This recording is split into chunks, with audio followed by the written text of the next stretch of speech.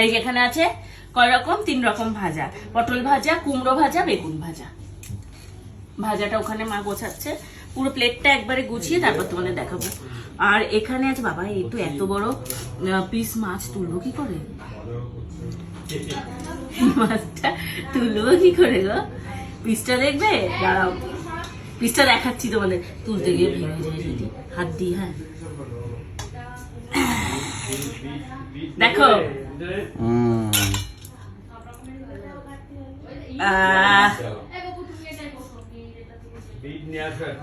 আলু দেয়নি স্বর্ণ, মনটা খারাপ হয়ে যাবে তোমার শুনে কথাটা জানি। আর আলু ছাড়াই খেতে হবে। আলু ছাড়াই খাও একটা দিন।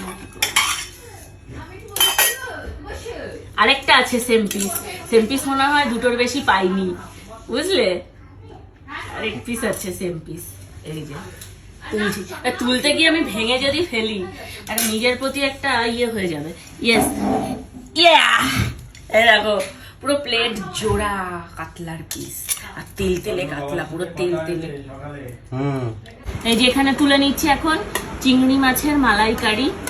দেখো বোঝো,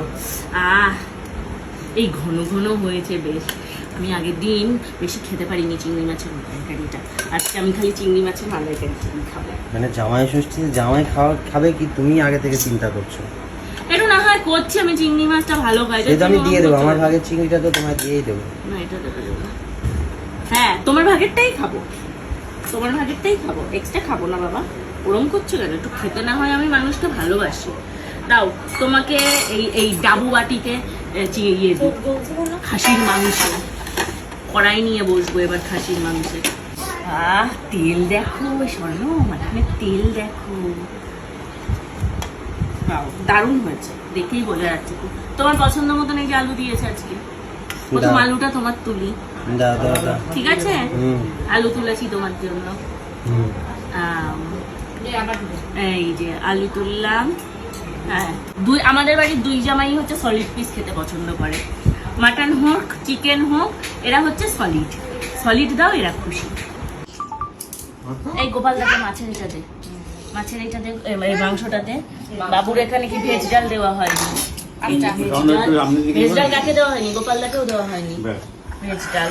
আর বাবুর চিংড়ি মাছ তো খেতে বসে পড়েছি এখন। জামাই ষষ্ঠী প্ল্যাটারে কি কি রয়েছে?